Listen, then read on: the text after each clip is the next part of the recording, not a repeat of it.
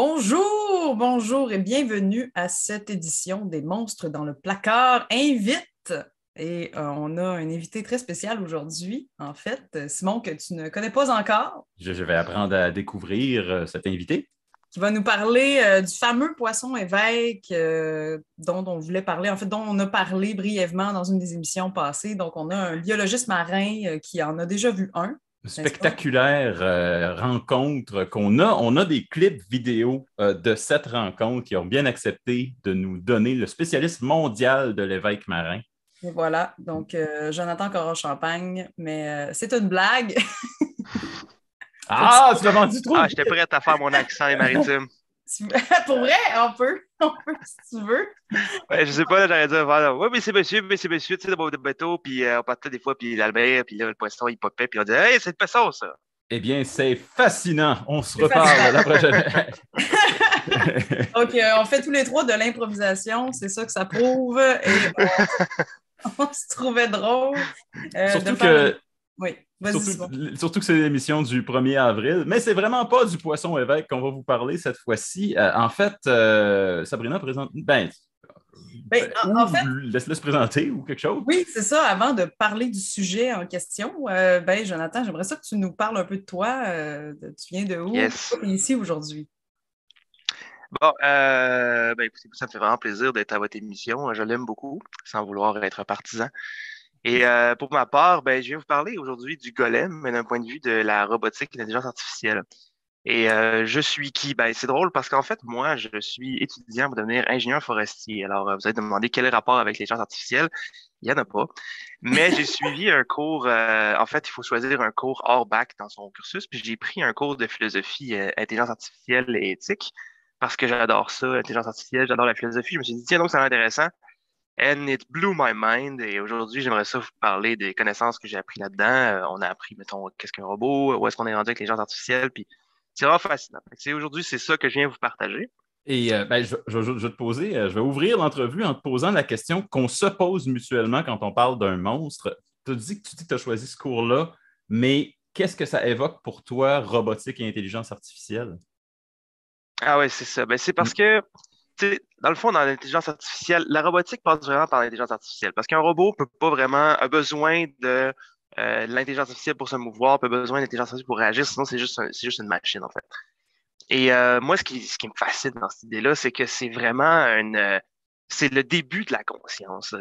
Plus on progresse, plus ils deviennent performants, sophistiqués. Ils permettent d'apprendre des capacités qui, pour nous, sont vraiment de base, mais qui deviennent de plus en plus performantes. C'est juste la capacité de écouter, comprendre, voir, entendre. Et évidemment, il y a plusieurs plus de films et d'histoires sur la révolution des robots et tout ça. Évidemment, ça capte l'imaginaire contemporain.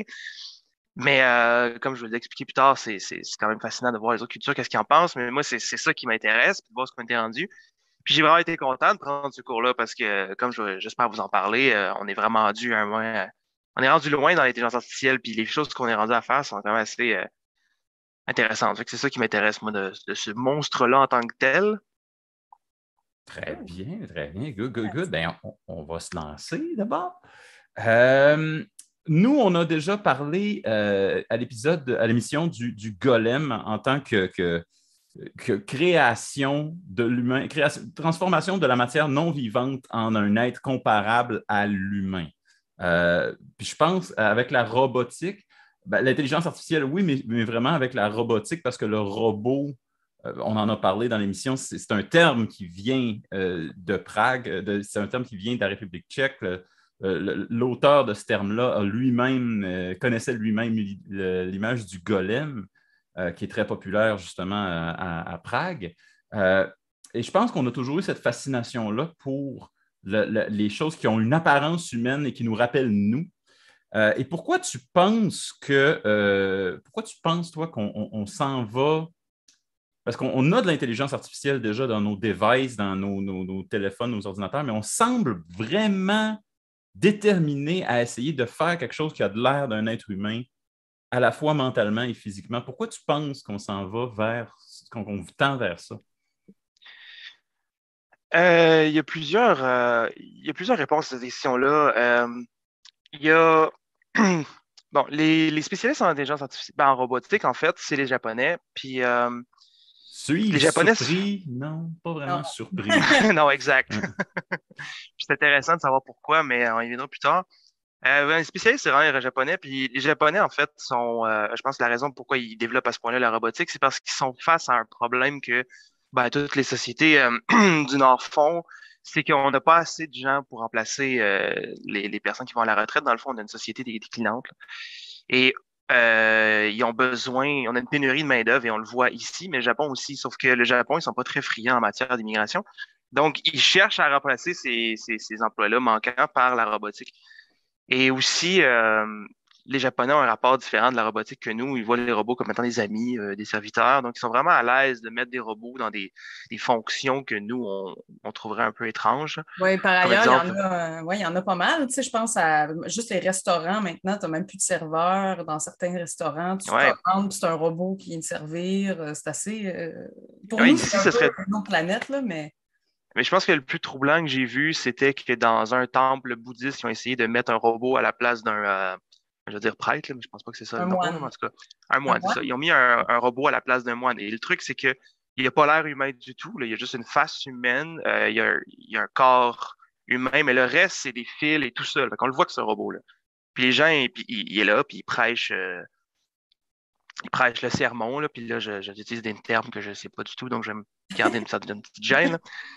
Mais il prêche son message. Les Japonais, au début, ils disaient qu'ils trouvaient ça un peu étrange, mais à la fin, ils l'écoutent, puis ils écoutent son message, ils trouvent ça bien, puis ils voient pas la différence. Fait que déjà là, on peut voir Wow. euh, que c'est ça. Puis je pense aussi, la raison pourquoi on se dirige vers ça, c'est comme, je pense que c'est aussi une question de création, genre à quel point on est capable de reproduire un humain, à quel point on est capable de créer la vie, de créer la conscience, tout ça. Mais Je pense ils que trouvent ça bien, mais peut-être qu'ils trouvent ça super creepy, mais ils n'osent pas le dire parce qu'ils sont très polis aussi. Je sais pas. peut-être, là. Écoute, c'est ça qu'ils ont dit dans le sondage. Fait que si on menti, gars. Ah, bon. Mais je veux dire, mais on sait par contre que les Japonais sont plus proches de la robotique que nous. Fait que cette Mhm. option-là pourrait être véridique.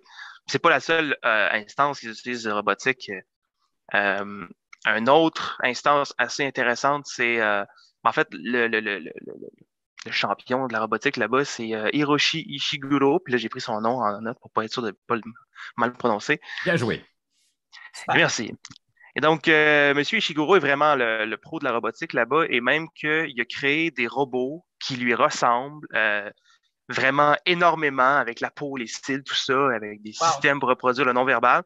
Et il envoie ces robots-là à sa place dans les conférences à travers le monde. Fait que là, quand arrive la conférence, il y a son robot qui est là, et lui, il parle à travers son robot, mais son robot fait le non-verbal et bouge les lèvres et tout ça. Wow. Et puis lui, ce qu'il disait, c'est en faisant ça, ce que ça me permet, c'est de ne pas me déplacer à travers le monde. En contexte de pandémie, c'était excellent.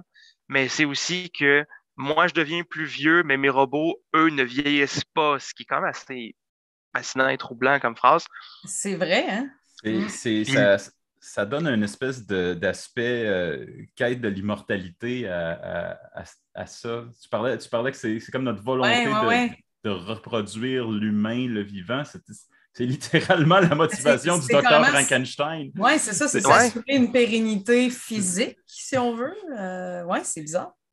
mais face à ça, il y a un concept super intéressant des robots qui ont développé au Japon, en fait, qui s'appelle la vallée de l'étrange. Mhm. Oui, C'est super intéressant. Je ne sais pas si vous avez parlé dans votre émission sur les golems, mais Oui, et un petit monsieur. peu, ouais. Mm. bon, ben, laissez-moi abonder dans ce sens légèrement, puis peut-être compléter ce que vous n'avez pas dit. Mais bon, vous avez sûrement dit, mais la vallée de l'étrange, c'est dans le fait, si quelque chose a l'air d'un robot, on sait que c'est un robot, mais s'il commence à se rapprocher trop d'un humain, on commence à penser que c'est un humain. Puis s'il n'interagit pas vraiment comme un humain, on va commencer à se douter que ça n'est pas un, puis on va trouver que c'est troublant.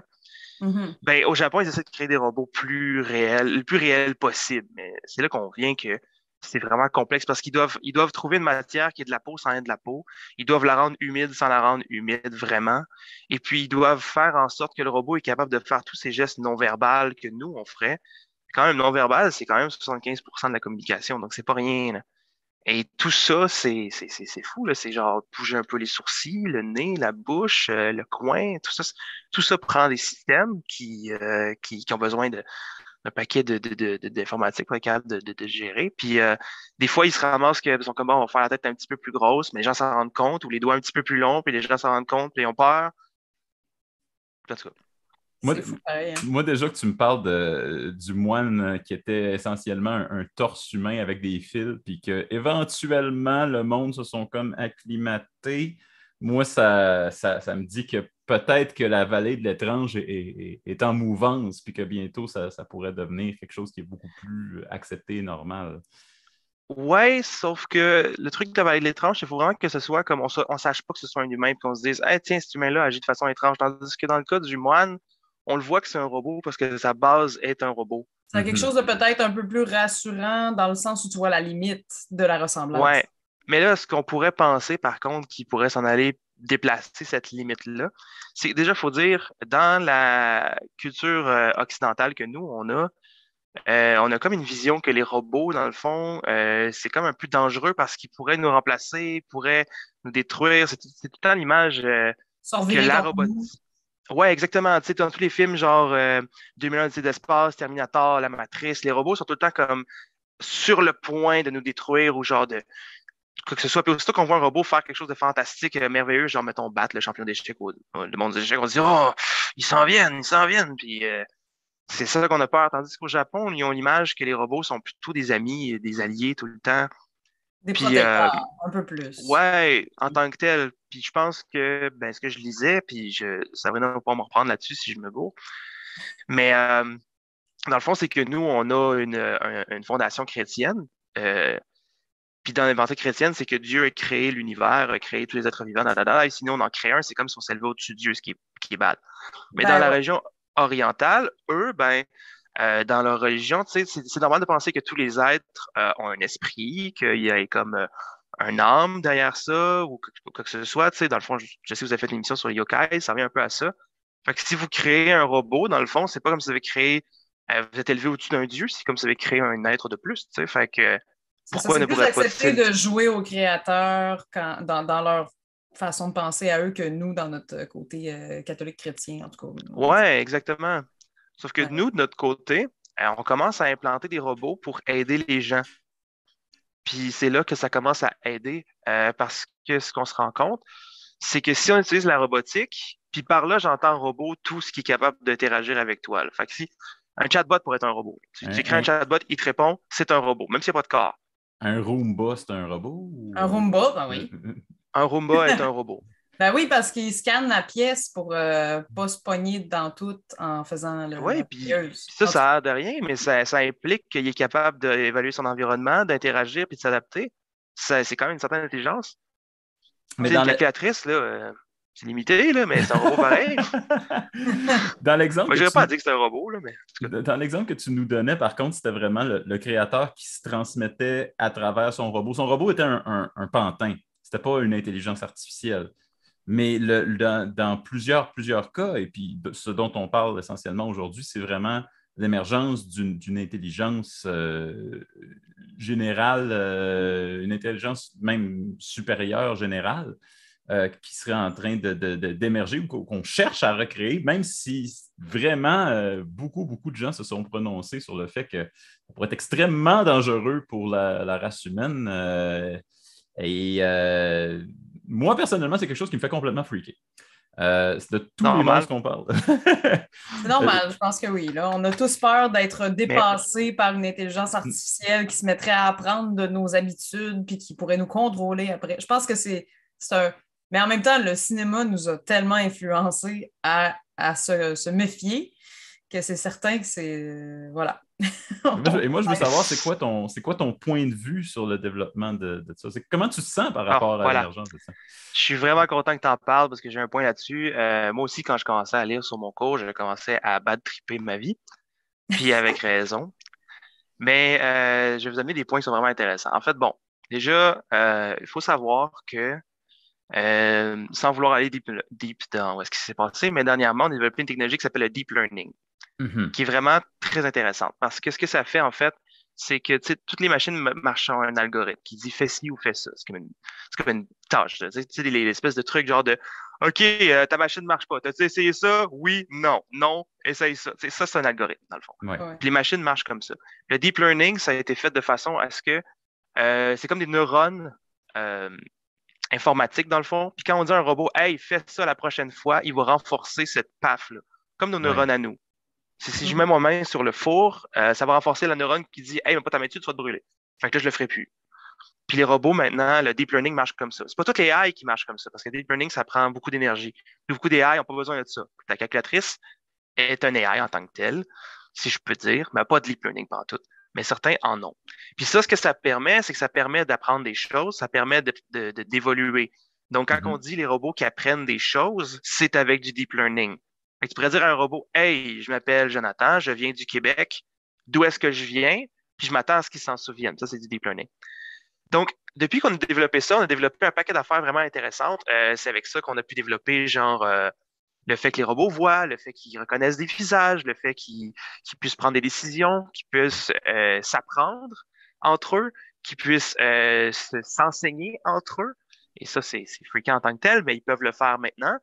Et ils peuvent faire un paquet d'autres affaires aussi. Puis c'est avec ça aussi que les robots sont capables de faire, exemple, du deepfake, qui sont capables de faire des œuvres d'art, qui sont capables de faire des pièces. Vous pouvez voir ça sur Google, des robots qui ont écrit des pièces, puis Oui. les gens les font, puis c'est fascinant et drôle Ouais. parce qu'ils répètent un pattern, tu comprends pas légèrement comment ça, mais puis ça, c'est drôle, mais le truc, c'est que c'est utilisé aujourd'hui. Aujourd'hui, ils utilisent le deep learning pour un paquet d'affaires, dont à la banque, quand tu fais un prêt, c'est une AI qui prend une décision.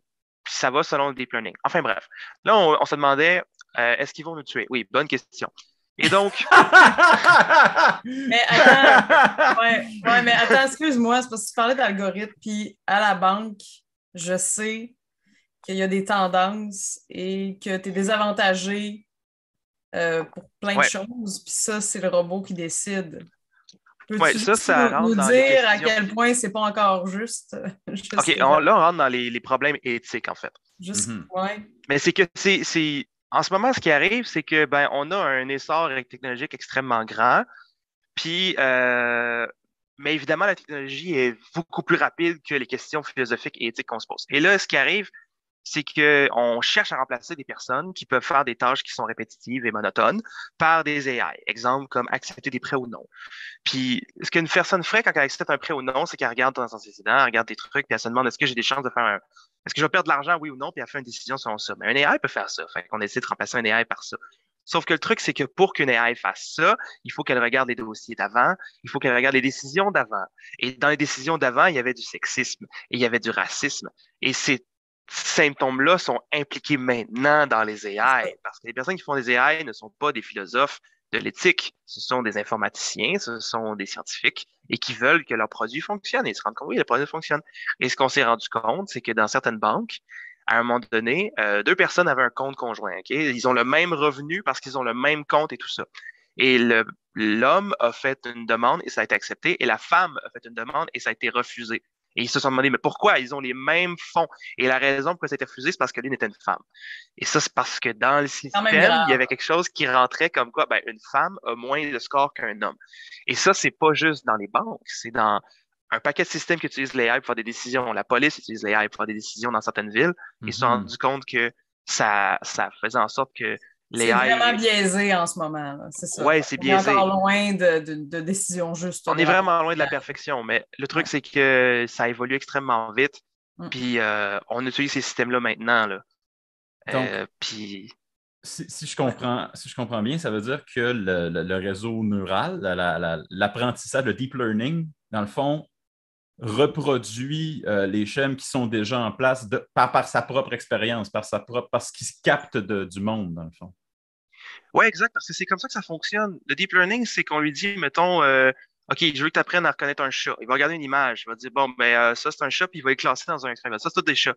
Et après ça prend quelqu'un qui va aller le voir, qui va dire, non, ça, c'était pas un chat, ça, c'était pas un chat, ça, c'était pas un chat, ça, c'en était, ça, c'en était. Fait que toutes les fois qu'il a raison, oui, il va les retenir. Toutes les fois qu'il n'a pas raison, il va les éliminer. Puis après ça, il va s'améliorer comme ça. Mais c'est la base du deep learning. Puis c'est des choses que nous, on est capable de faire, mais qu'un ordinateur n'est pas capable de faire de base. Tu sais, quand on rentre sur un site, là, ça dit genre, hey, voici 6 images, lesquelles sont des bateaux. Puis là, tu fais comme, c'est celle-ci, celle-ci, celle-ci. Puis ça bloque les AI parce qu'elle n'a pas ça. Mais ça, c'est pareil pour tout. Ça marche pour les dossiers financiers, ça marche pour les décisions de pizza, whatever. C'est le même système qui fonctionne selon ça.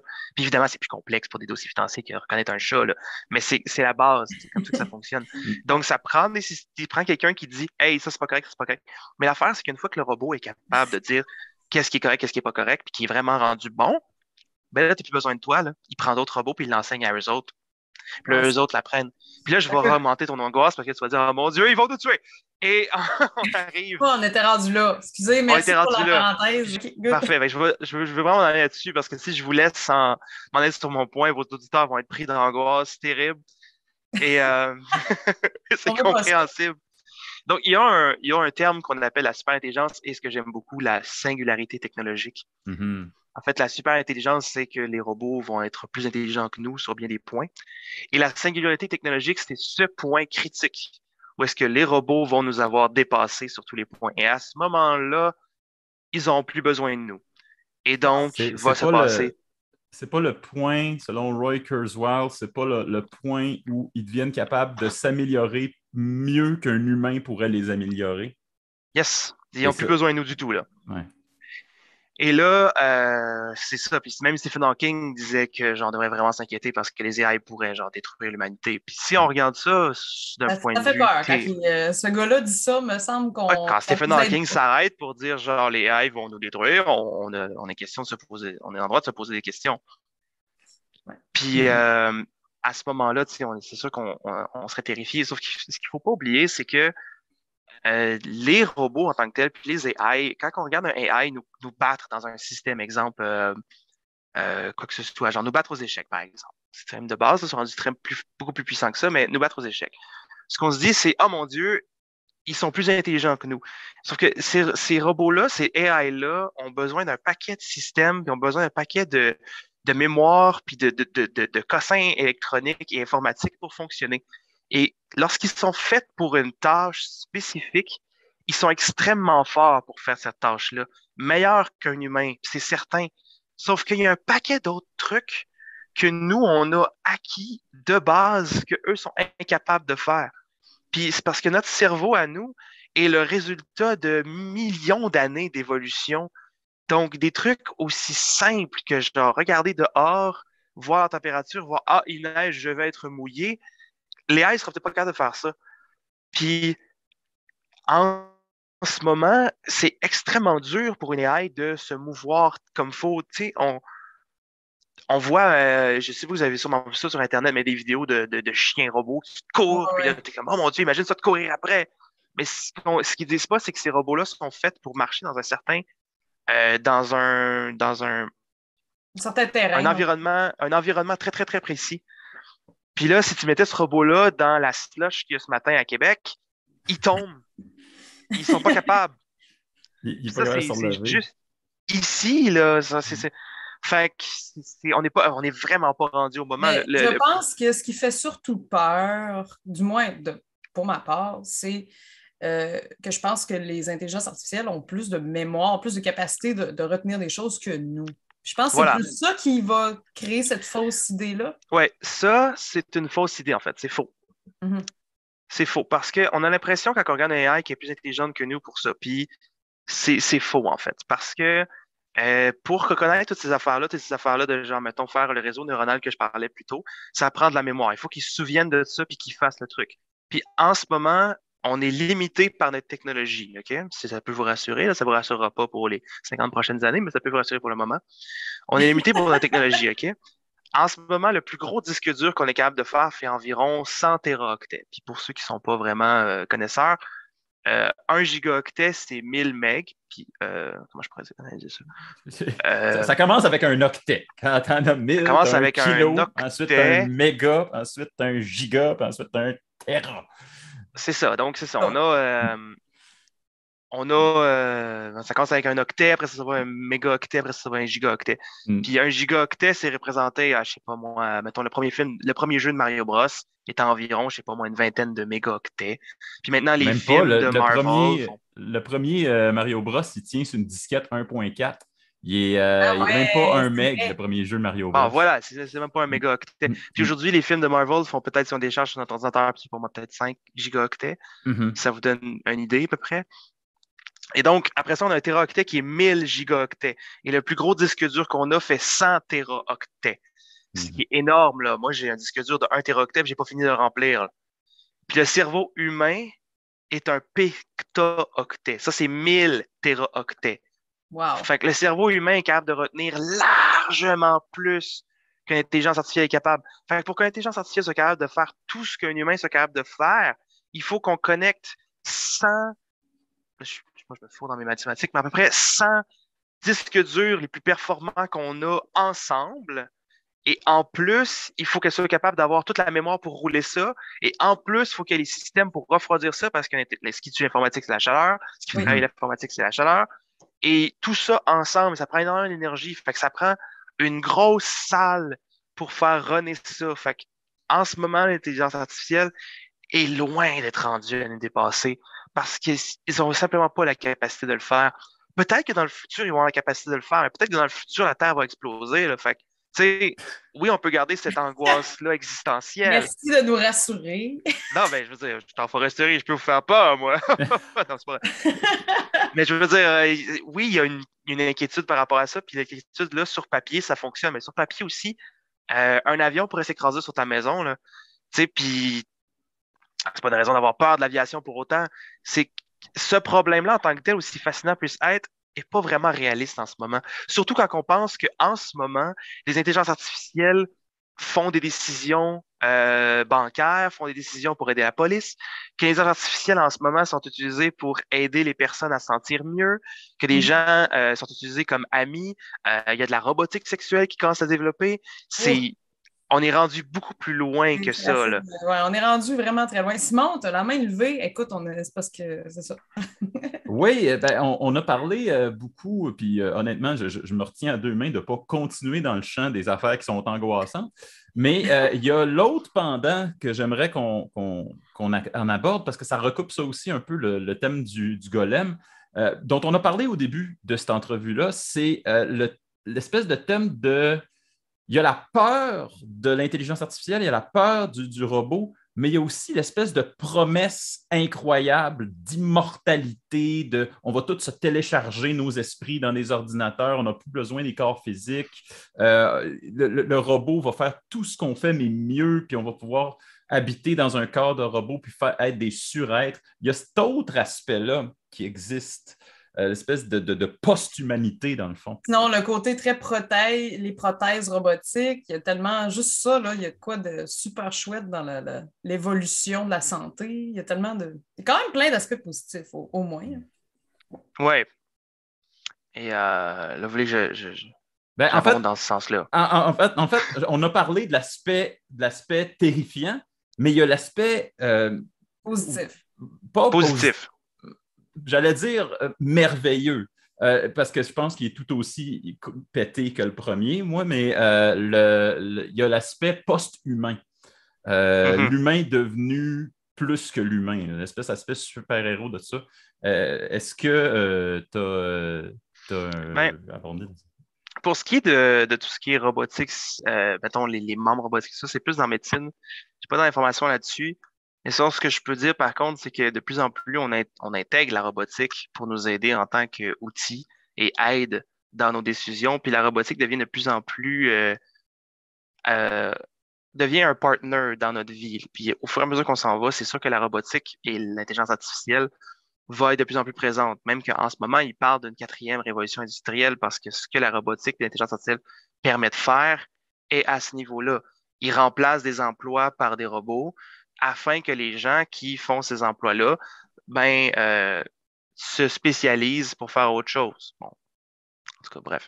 Ce qu'on remarque, en fait, c'est exactement ce qui est arrivé aux travailleurs d'usine au début de la révolution industrielle quand ils ont remplacé par des machines.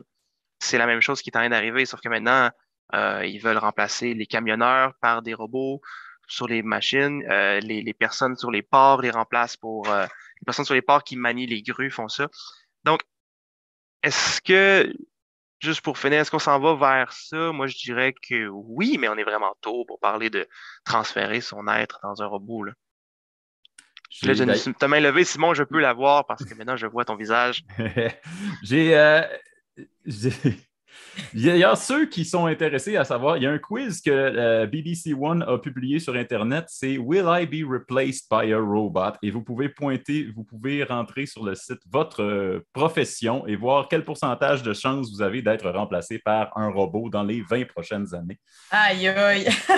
Juste pour vous empêcher de dormir un peu plus. Écoute, d'un coup, vous vouliez vous faire plus de peur, mais demeure quand même que c'est rassurant, je trouve, ce que tu dis, Jonathan. Je trouve que ça nous donne une meilleure vue d'ensemble de où on en est rendu en termes technologiques, parce qu'on a toujours l'impression que ça n'arrête pas, que ça va vite, puis qu'il y a plein d'affaires, puis qu'on ne suit plus les dernières avancées technologiques aussi facilement qu'avant, vu que ça va de plus en plus vite. Fait que merci pour tout ça. Ben, c'est vrai que ça va de plus en plus vite. Et c'est extrêmement rapide. Puis juste y penser, là, mettons, à la Première Guerre mondiale en 1920, quand ça a terminé, est-ce qu'on envoyait un homme sur la Lune en 1960 à peu près? 69. 69, donc 70. En environ 50 ans, on a passé de la Première Guerre mondiale à ça, et maintenant, on est 50 ans plus tard à peu près, 70, je ne me trompe pas dans le calcul, ouais, 70, on est rendu à avoir des téléphones par lesquels je vous parle, on se parle, puis les progrès sont ahurissants dans les 100 dernières années. Puis c'est encore le cas, là. Puis ça continue, puis ça n'arrête pas. Puis oui, les progrès sont énormes. Mais ça ne va pas vers le mal, juste vers le mal. Ça va vers des choses intéressantes puis qui ont pour but d'augmenter. Comme, je ne sais pas si tu as une main levée, Simon, parce que je t'entends. Non? Je te OK, laisse. parfait. J'aimerais vous parler de quelque chose qui m'a vraiment donné beaucoup espoir, là, en fait, avec ça. C'est que ils ont utilisé une intelligence artificielle pour planifier la gestion des pizzas dans une place à Boston. Okay? C'est une compagnie qui gère ça. C'est un robot qui, avec les tendances, avec la météo, avec les prédictions du Super Bowl, avec toutes ces affaires-là, fait des prédictions. Et là, ils disent, bon, je sais que dans tel secteur, on a besoin de tant de pizzas, par tel secteur, on a tant de pizzas, dans tel secteur, tant de pizzas, de telle sorte, de telle sorte. Et là, eux, ils reçoivent la commande. Dans l'usine, ils font la préparation des pizzas, mais ils sont pas cuites, OK? Et là, ils mettent ça dans des camions, puis les camions vont se spotter à différents spots à Boston. Et là, les gens, après ça, ils disent, ah, je veux une pizza texane, je veux une pizza hawaïenne, je veux une pizza whatever. Et là, eux, ils sont déjà proches. Fait que tout ce qu'ils ont à faire, c'est la mettre dans le four, puis elle l'envoie, puis elle arrive super rapidement. Et ce qu'ils se rendent compte, c'est que les prédictions sont vraiment on point. C'est rare qu'ils ont des pertes. Ils n'ont jamais de pertes. Ben, jamais de pertes. Ils ont très rarement des pertes. Et souvent, ils se disent, bon, ben, la soirée est finie, on va perdre des pizzas, il s'est trompé. Mais à la fin, ils reçoivent plein de commandes. Puis ça, c'est plus ça va, plus ils se perfectionnent. Mais ça, on peut utiliser ça aussi pour la prédiction de qu'est-ce qu'on va avoir besoin comme bouffe, sur qu'est-ce qu'on va avoir besoin comme énergie et tout ça. T'sais, moi, personnellement, je suis en foresterie. Et une question qu'on se pose, c'est on veut aménager la forêt de manière à ce que les générations futures vont en avoir assez. Mais comment on sait ce que les générations futures vont en avoir assez? C'est très complexe comme question. En tant qu'humain, c'est complexe. Mais les intelligences artificielles, eux, sont capables de faire ça. Et ça, ce que ça fait, c'est que ça permet une meilleure gestion de nos ressources. Puis ça, c'est le problème aujourd'hui des problèmes environnementaux. C'est une gestion de nos ressources. On a énormément de gaspillage alimentaire. On a énormément de gaspillage de ressources, puis on sait qu'on commence à en manquer parce qu'on a trop de monde. Mais si elles sont mieux gérées avec les intelligences artificielles, ben ça augure extrêmement bien. Puis ça, c'est un aspect qu'on peut trouver très hopeful de ce développement technologique-là. Je trouve ça vraiment mieux que les évaluations de prêts dans les banques de la manière que tu en parles. Ça, c'est rassurant. Ouais. Ça veut dire que les robots ont quand même, les intelligences artificielles ont leur force qui nous compléterait aussi. Donc, c'est bien. Oui, puis c'est ça l'idée aussi, c'est oui, on a peur d'eux autres, sauf qu'ils sont extrêmement forts dans certains domaines, mais ils sont pas forts dans d'autres. Puis nous, on est extrêmement forts dans certains domaines. Dans le fond, c'est pas une question de se compétitionner, mais plus c'est ça qu'on a nos forces, tu sais. Puis si on arrive, pourquoi est-ce que, tu sais, cette mentalité-là que les robots vont nous remplacer, on l'a vu, c'est juste parce que c'est notre background culturel qui est de même. Les Japonais sont comme ça. Fait que qui a raison, je ne sais pas, mais on n'a pas vraiment raison d'avoir peur des robots pour l'instant. En tout cas, je sais pas si on s'en va dans les discours un peu utopiques, mais je veux dire.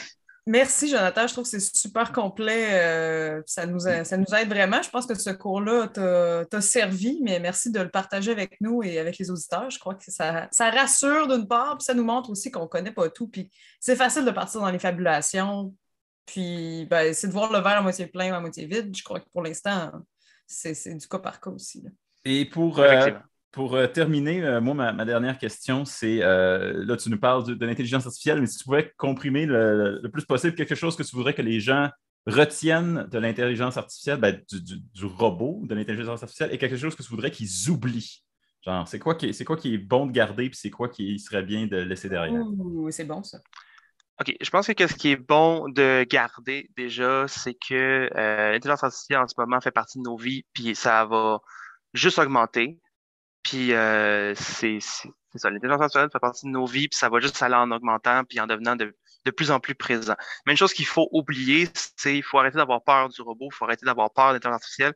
Il faut le considérer comme étant un allié plutôt qu'un ennemi, parce que déjà, ça ne fait juste peur pour rien, puis c'est ça qui va arriver. Et si on change cette mentalité-là, puis on commence à s'y intéresser, on va Attends, voir. tu dis c'est ça qui va arriver.